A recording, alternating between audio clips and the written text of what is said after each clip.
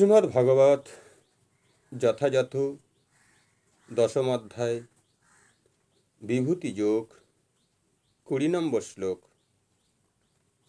অহোমাত্মা গুড়াকেশ সর্বভূতাশয়স্থিত অহোমাদিশ্চ মদ্দংচ ভূতানমস্ত এবচ। হে গুড়কেশ, আমি সমস্ত জীবের হৃদয়ে অবস্থিত পরমাত্মা, আমি সর্বভূতের আদি মধ্য ও অন্ত। এই শ্লোকে অর্জুনকে গুড়াকেশ বলে সম্বোধন করা হয়েছে, অর্থাৎ যিনি নিরাদ্রারূপী তামসকে জয় করেছেন। যারা অজ্ঞানতার অন্ধকারে নিদ্রিত, তারা কখনো জানতে পারে না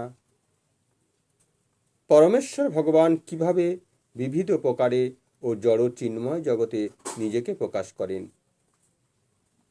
তাই অর্জুনকে শ্রীকৃষ্ণের এইভাবে সম্বোধন করা অত্যন্ত গুরুত্বপূর্ণ। অর্জুন যেহেতু এই তামসের অতীত, তাই পরমেশ্বর ভগবান তার বিভিন্ন বিভূতির কথা তাঁর কাছে বর্ণনা করতে সম্মত হয়েছেন। শ্রীকৃষ্ণ প্রথম অর্জুনকে জ্ঞাপন করেছেন যে তার মুখ্য বিস্তারের মাধ্যমে তিনি সমস্ত বিশ্বাচরাচরের আত্মা সৃষ্টির পূর্বে পরমেশ্বর ভগবান নিজেকে সাংস পুরুষ দেবতা রূপে প্রকাশিত করেন এবং তার থেকেই সব কিছুই সৃষ্টি হয়।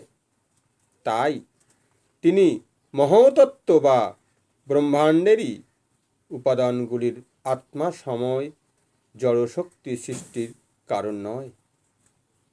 প্রকৃতপক্ষে মহাবিষ্ণু মহাতত্ত্ব বা সমগ্র জড়শক্তিতে প্রবেশ করেন। তিনিই আত্মা।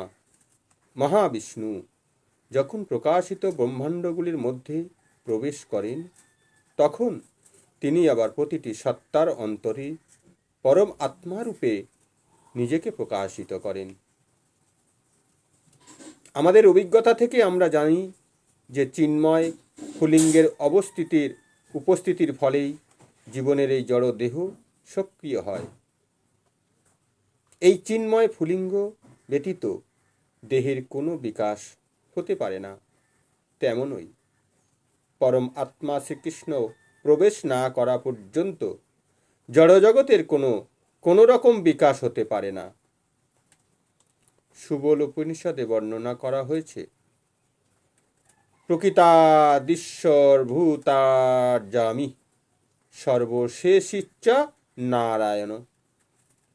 পরমেশ্বর ভগবান পরম আত্মারূপে সব কয়টি প্রকটিত ব্রহ্মাণ্ডেই বিরাজমান।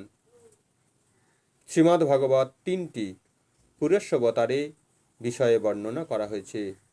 তাদের কথা আবার সাতত্য সন্ত্রে বর্ণিত আছে। বিষ্ণুক্ত ত্রাণি রূপাণি পুরুষ সাক্ষান।